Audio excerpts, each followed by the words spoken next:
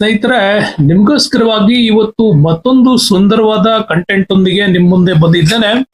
Very important ಆಗಿರ್ತಕ್ಕಂಥ content ಆಗಿರ್ತದೆ. ಯಾಕೆ ಅಂತಂದ್ರೆ ಇವತ್ತು ನಾವು ಮಾತಾಡ್ತಾ ಇರ್ತಕ್ಕಂಥದ್ದು ಸ್ವಾತಂತ್ರ್ಯ ಚಳುವಳಿಯಲ್ಲಿ ಹಿಂದೂ ಮಹಾಸಭಾ, ಅದರ ಸ್ಥಾಪನೆ, ಸಿದ್ಧಾಂತ, ಪ್ರಮುಖವಾದಂತಹ ಹೋರಾಟಗಳ ಬಗ್ಗೆ ಒಂದು ಐತಿಹಾಸಿಕ ನೋಟವನ್ನ ನೋಡುವಂತಹ ಪ್ರಯತ್ನ ಇದರಲ್ಲಿದೆ. ಯಾಕೆ ಈ ಪ್ರಶ್ನೆ ತೆಕ್ಕೊಂಡಿದ್ದೇನೆ ಅನ್ನೋದು ನಿಮ್ ಮುಂದೆ ಬರ್ಬೋದು. ಯಾಕೆ ಅಂತಂದ್ರೆ ಇತ್ತೀಚೆಗೆ ನೆಟ್ ಅಲ್ಲಿ ಕೇಳಿರ್ತಕ್ಕಂಥ ಒಂದು ಇಂಪಾರ್ಟೆಂಟ್ ಕ್ವಶನ್ಸ್ ಇತ್ತು. ಏನ್ ಪ್ರಶ್ನೆ ಅಂತೀರಾ? ನೋಡಿ, ಹೀಗಿದೆ: who proceeded the special session of Hindu Mahasabha in 1923?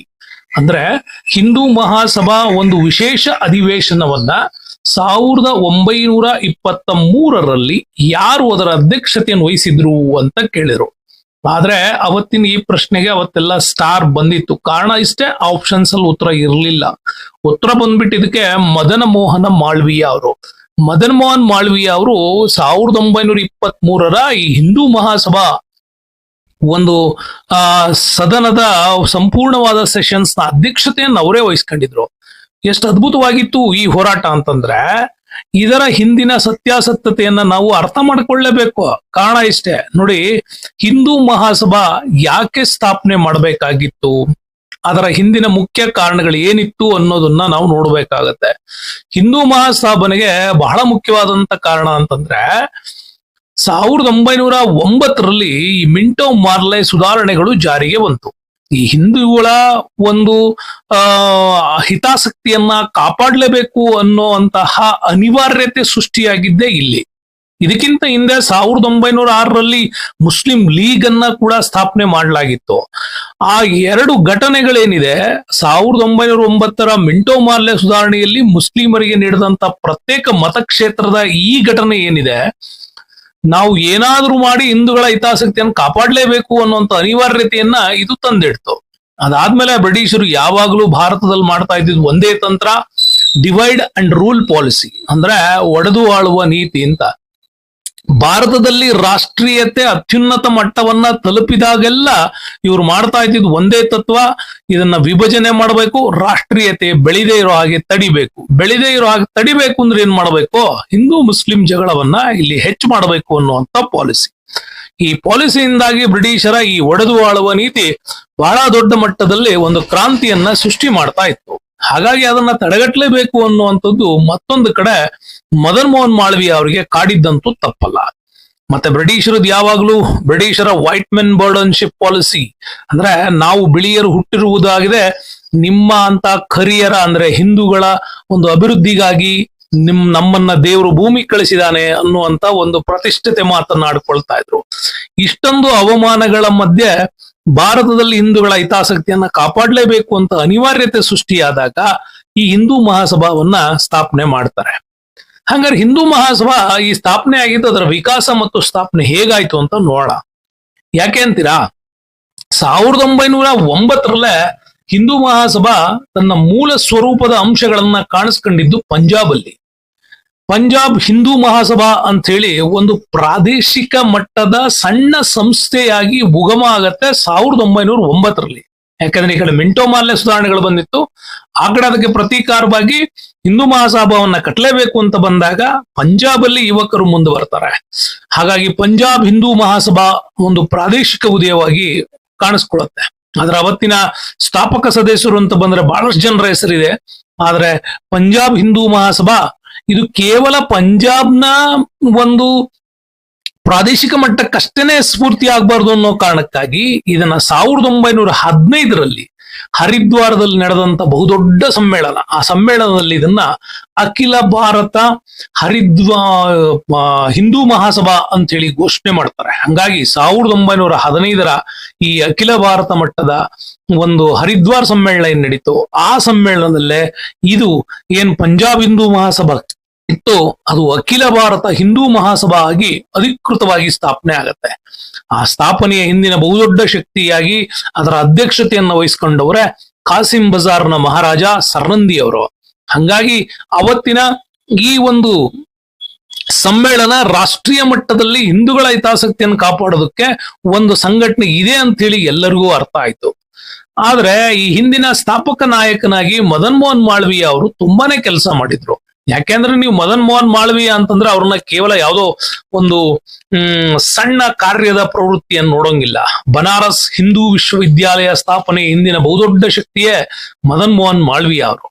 ಇದೇ ಬನಾರಸ್ ಹಿಂದೂ ಮಹಾವಿಶ್ವವಿದ್ಯಾಲಯ ಗಾಂಧೀಜಿಯಂತಹ ಶ್ರೇಷ್ಠ ನಾಯಕನನ್ನ ಭಾರತ ಕೊಟ್ಟಿದ್ದು ಇದೇ ಹಿಂದೂ ಮಹಾಸಭಾದ ಬನಾರಸ್ ಹಿಂದೂ ವಿಶ್ವವಿದ್ಯಾಲಯ. ಯಾಕೆಂದ್ರೆ ಗಾಂಧೀಜಿಯವರು 1916 ನಲ್ಲಿ ಇದೇ ವಿಶ್ವವಿದ್ಯಾಲಯದ ಒಂದು ಘಟಿಕೋತ್ಸವದಲ್ಲಿ ಒಂದು ಭಾಷಣ ಮಾಡ್ತಾರೆ.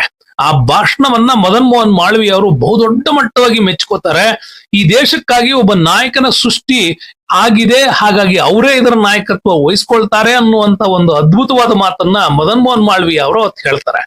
ಅದಷ್ಟೇ ಅಲ್ಲ, ಮುಂದೆ ಮದನ್ ಮೋಹನ್ ಮಾಳವೀಯ ಅವರು ಗಾಂಧೀಜಿ ಒಂದು ಕಡೆ ಪೂನಾ ಒಪ್ಪಂದದ ರಿಯಾಕ್ಟ್ ಇಂದಾಗಿ, ಅಂದ್ರೆ ನಮ್ಗೆ ಈ ಕೋಮು ಪ್ರಶಸ್ತಿಯನ್ನೇನ್ ಕೊಟ್ಟಿದ್ರು ಎರಡನೇ ದುಂಡು ಮೇಜಿನ ಸಮ್ಮೇಳನದಲ್ಲಿ, ಅದನ್ನ ವಿರೋಧ ಮಾಡ್ತಾ ಗಾಂಧೀಜಿಯವರು ಒಂದ್ ಕಡೆ ಇದ್ರೆ ಮತ್ತೊಂದ್ ಕಡೆ ಅಂಬೇಡ್ಕರ್ ಇದ್ರು. ಆಗ ಗಾಂಧೀಜಿಯವ್ರನ್ನ ಈ ಪೂನಾ ಸಮ್ಮೇಳನದಲ್ಲಿ ಒಪ್ಪಿಸಿದವರು ಪೂನಾ ನಾಯಕತ್ವವನ್ನ ಆ ಒಂದು ವಹಿಸ್ಕೊಂಡ್ಬಿಟ್ಟು ಗಾಂಧೀಜಿಯವರ ಮನವೊಲಿಸಿದ್ದು ಇದು ಮದನ್ ಮೋಹನ್ ಮಾಳವೀಯ ಅವರು. ಮತ್ ಮದನ್ ಮೋಹನ್ ಮಾಳವೀಯ ಅವರ ಪತ್ರಿಕೆ ತುಂಬಾನೇ ಅದ್ಭುತವಾಗಿತ್ತು. ಒಂದು ಅಭ್ಯುದಯ ಅನ್ನುವಂತ ಪತ್ರಿಕೆಯನ್ನು ಬರಿತಾ ಇದ್ರು, ಜೊತೆಗೆ ಮರ್ಯಾದಾ ಅನ್ನುವ ಪತ್ರಿಕೆಯನ್ನು ಬರಿತಾ ಇದ್ರು. ಈ ಅಭ್ಯುದಯ ಮತ್ತು ಮರ್ಯಾದಾ ಪತ್ರಿಕೆಗಳು ಅವತ್ತಿನ ಕಾಲಕ್ಕೆ ಭಾರತೀಯತೆಯನ್ನ ರಾಷ್ಟ್ರೀಕರಣ ಮಾಡೋದ್ರಲ್ಲಿ ನಮ್ಮ ಮನಗಳಲ್ಲಿ ಬಹಳ ದೊಡ್ಡ ಮಟ್ಟದಲ್ಲಿ ಕ್ರಿಯೇಟ್ ಆಗೋದಕ್ಕೆ ಇದು ತುಂಬಾನೇ ಕಾರಣ ಆಗಿತ್ತು. ಮುಂದೆ ಲಾಲಾ ಲಜಪತ್ ರಾಯ್ ಅವರು ಕೂಡ ಪಂಜಾಬ್ನ ಪ್ರಮುಖ ನಾಯಕರಾಗಿ ಕಾಣಿಸ್ಕೋತಾರೆ. ಇದೇ ಹಿಂದೂ ಮಹಾಸಭಾದ ಸಂಘಟನೆಯ ಸಿದ್ಧಾಂತಗಳಿಗೆ ಅತಿ ಹೆಚ್ಚು ಮಹತ್ವವನ್ನು ನೀಡಿ, ಜೊತೆಗೆ ಇವರಿಬ್ಬರಲ್ಲೂ ಕೂಡ ಬಹಳ ಆಳವಾಗಿ ಬೇರೂರಿದ್ದು ಅದೇ ಆರ್ಯ ಸಮಾಜದ ಒಂದು ಪ್ರಭಾವವೇ ಮದನ್ ಮೋಹನ್ ಮಾಳವೀಯ ಅಂತ Lala Lajpat Rai, V D Savarkar, B S Moonje, Shyama Prasad Mukherjee ಇಂಥವರೆಲ್ಲ ಒಂದು ದೊಡ್ಡ ಮಟ್ಟದ ಪ್ರಯತ್ನ ಮಾಡ್ಲಿಕ್ಕೆ ಇದು ಕಾರಣವೂ ಕೂಡ ಆಗಿತ್ತು ಅಂತ ಹೇಳ್ಬೋದು. ಮುಂದೆ ನಾವು ನೋಡ್ತೀವಿ ಹಿಂದೂ ಮಹಾಸಭಾದ ಪ್ರಮುಖ ಉದ್ದೇಶಗಳು ಏನಾಗಿತ್ತು ಅಂತ. ನೋಡಿ, ಹಿಂದೂ ಮಹಾಸಭಾದ ಬಹಳ ಪ್ರಮುಖವಾದ ಉದ್ದೇಶ ಒಂದೇ, ಹಿಂದೂಗಳ ಸಾಮಾಜಿಕ, ರಾಜಕೀಯ ಮತ್ತು ಸಾಂಸ್ಕೃತಿಕ ಹಿತಾಸಕ್ತಿಯನ್ನ ಸದಾ ಕಾಲ ಕಾಪಾಡಬೇಕು ಭಾರತದಲ್ಲಿ. ಅವರಿಗಾಗಿ ಈ ದೇಶ ಇರೋದು ಇದು ಒಂದೇ. ಬೇರೆ ಧರ್ಮಗಳಿಗೆ ಬೇಕಾದಷ್ಟು ದೇಶಗಳಿದಾವೆ, ಆದ್ರೆ ಭಾರತೀಯತೆಗೆ, ಭಾರತೀಯ ಹಿಂದುತ್ವಕ್ಕಿರೋದು ಒಂದೇ ದೇಶ, ಅದು ಭಾರತ. ಹಾಗಾಗಿ ಭಾರತದಲ್ಲಿ ಹಿಂದೂಗಳ ಸಾಮಾಜಿಕ, ರಾಜಕೀಯ, ಸಾಂಸ್ಕೃತಿಕ ಹಿತಾಸಕ್ತಿಯನ್ನ ಸದಾ ಕಾಪಾಡಬೇಕು ಅನ್ನೋದು ಅವ್ರ ವಾದ ಆಗಿತ್ತು. ಹಂಗಾಗಿ ಅಖಂಡ ಭಾರತದಲ್ಲಿ ಭಾರತದ ವಿಭಜನೆಯನ್ನ ತಡಿಬೇಕು ಅಂತೇಳಿ ಬಹಳ ದೊಡ್ಡ ಮಟ್ಟದ ಪ್ರಯತ್ನ ಮಾಡ್ತು. ಯಾಕಂದ್ರೆ ತುಂಡಾದ ಭಾರತದಲ್ಲಿ ಭಾರತೀಯರು ಇರೋದು ಕಷ್ಟ ಆಗತ್ತೆ. ಹಂಗಾಗಿ ಭಾರತ ಮತ್ತು ಪಾಕಿಸ್ತಾನ ಅನ್ನೋ ವಿಭಜನೆಯನ್ನು ತಡಿಬೇಕು ಅಂತ ತುಂಬಾ ಪ್ರಯತ್ನ ಮಾಡಿದ್ರಲ್ಲಿ ಈ ಅಖಂಡ ಭಾರತದ ಕಲ್ಪನೆಯನ್ನ ಕೊಟ್ಟಿದ್ದೆ ಹಿಂದೂ ಮಹಾಸಭಾ.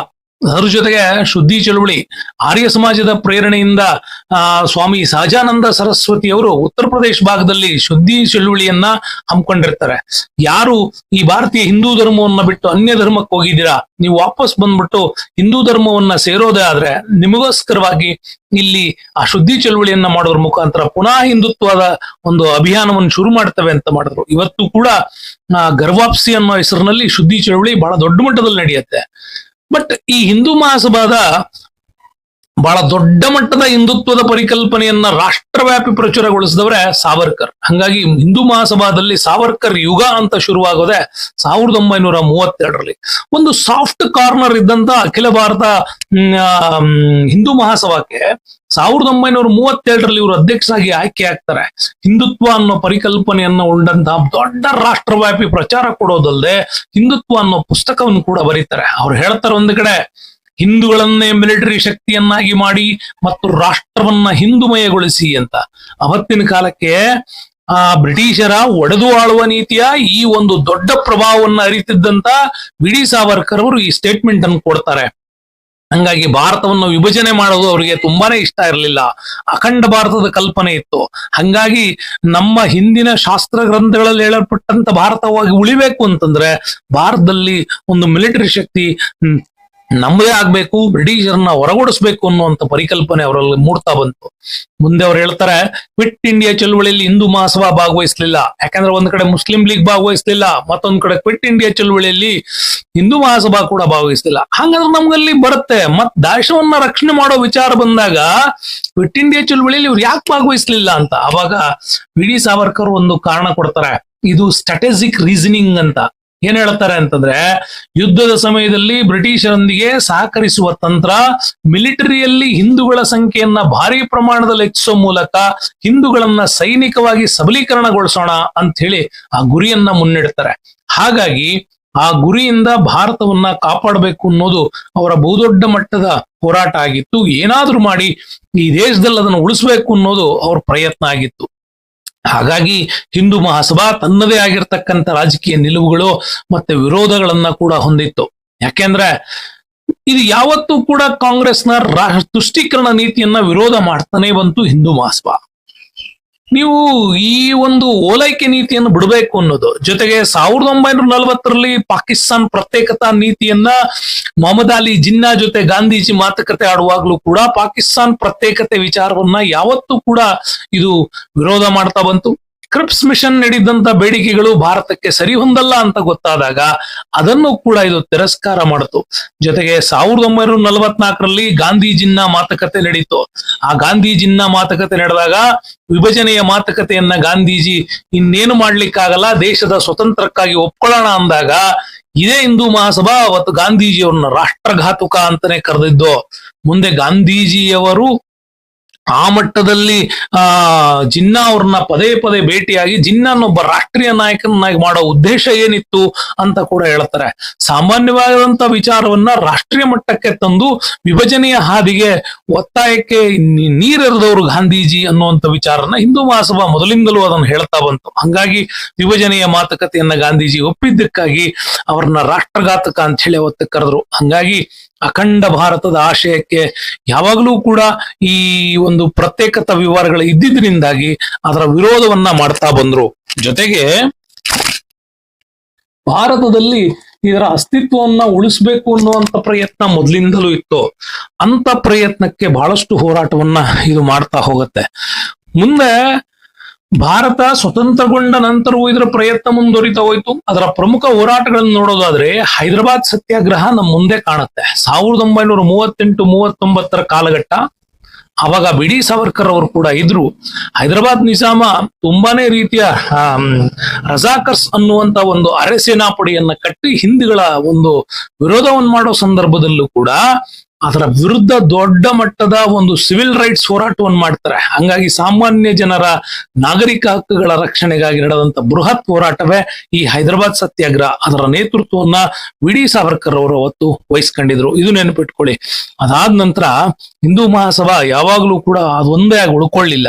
ಸ್ವಾತಂತ್ರ್ಯದ ನಂತರ 1951ರಲ್ಲಿ ಹಿಂದೂ ಮಹಾಸಭಾವನ್ನ ಒಂದು ಶ್ಯಾಮ್ ಪ್ರಸಾದ್ ಮುಖರ್ಜಿ ಅವರು ಹೊಸ ರಾಜಕೀಯ ವೇದಿಕೆಯ ಅಗತ್ಯತೆ ಕಂಡು ಬಂದ್ಬಿಟ್ಟು ಆ ಒಂದು ಹಿಂದೂ ಮಹಾಸಭಾದಿಂದ ಹೊರಗೆ ಬರ್ತಾರೆ. ಸಭೆಯ ಗೌರವವನ್ನು ಉಳಿಸ್ಬೇಕು ಅನ್ನೋ ಕಾರಣಕ್ಕಾಗಿ ಪ್ರತ್ಯೇಕ ಒಂದು ಪಕ್ಷವನ್ನ ಕಟ್ಟಬೇಕು ಅನ್ನೋ ಕಾರಣಕ್ಕಾಗಿ ಭಾರತೀಯ ಜನಸಂಘವನ್ನು ಕಟ್ತಾರೆ.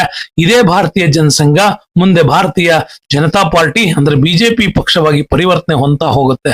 ಹೀಗೆ ಸ್ವಾತಂತ್ರ್ಯದ ನಂತರವೂ ಕೂಡ ಒಂದು ಐತಿಹಾಸಿಕವಾಗಿ ಬೆಳೆದಂತದ್ದೇ ಈ ಒಂದು ಹಿಂದೂ ಮಹಾಸಭಾ. ಹಂಗಾಗಿ ಸ್ವಾತಂತ್ರ್ಯ ಸಂಗ್ರಾಮದಲ್ಲಿ ಹಿಂದೂ ಮಹಾಸಭಾ ಕಾಂಗ್ರೆಸ್ನ ಒಂದು ಅಸಹಕಾರ ಹಾಗೂ ತುಷ್ಟೀಕರಣ ಮಾರ್ಗಗಳಿಗೆ ಪರ್ಯಾಯವಾಗಿ ಮಿಲಿಟರೀಕರಣ ಮತ್ತು ಅಖಂಡ ಭಾರತ ಹಿಂದೂ ಹಿತಾಸಕ್ತಿಯನ್ನ ಆಧರಿಸಿ ಸ್ಪಷ್ಟ ಸೈದ್ಧಾಂತಿಕ ಹಾದಿಯನ್ನ ತುಳಿದಿದ್ದು ಈ ಒಂದು ಹಿಂದೂ ಮಹಾಸಭಾ. ಹಂಗಾಗಿ ಒಂದು ಕುತೂಹಲಕಾರಿ ಅಂಶ ಅಂದ್ರೆ ಹಿಂದೂ ಮಹಾಸಭಾದ ಸ್ಥಾಪಕ ಮದನ್ ಮೋಹನ್ ಮಾಳವೀಯ ಅವರೇ 1916ನಲ್ಲಿ ಗಾಂಧೀಜಿಯವ್ರನ್ನ ಈ ದೇಶದ ರಾಷ್ಟ್ರೀಯ ನಾಯಕರನ್ನಾಗಿ ಮಾಡ್ಲಿಕ್ಕೆ ಅವರಿಗೆ ಇರುವಂತ ಅರ್ಹತೆಯನ್ನ ಗುರುತಿಸಿ ಭಾರತಕ್ಕೊಂದು ಅಧಿಕೃತವಾದ ಒಂದು ಪರಿಚಯಿಸಿದ್ರಲ್ಲ, ಹಾಗೆ ಪರಿಚಯಿಸೋದ್ರಲ್ಲಿ ಬಹಳ ದೊಡ್ಡ ಮಟ್ಟದ ಕಾಣಿಕೆಯನ್ನ ನೀಡಿದ್ದೆ ಮದನ್ ಮೋಹನ್ ಮಾಳವೀಯ ಅವರು. ಹಂಗಾಗಿ ಈ ದೇಶದ ಒಂದು ಅಸ್ತಿತ್ವ, ಈ ದೇಶದ ಅಸ್ಮಿತೆಯನ್ನು ಉಳಿಸ್ಬೇಕು ಅನ್ನುವಂತ ಹೋರಾಟದಲ್ಲಿ ಹಿಂದೂ ಮಹಾಸಭಾ ಯಾವತ್ತೂ ಕೂಡ ಪ್ರಯತ್ನಗಳನ್ನ ಮಾಡ್ತಾ ಬಂತು ಅಂತ ಹೇಳ್ತಾ ವಿಡಿಯೋಕ್ಕೆ ಧನ್ಯವಾದಗಳು ಸ್ನೇಹಿತರೆ.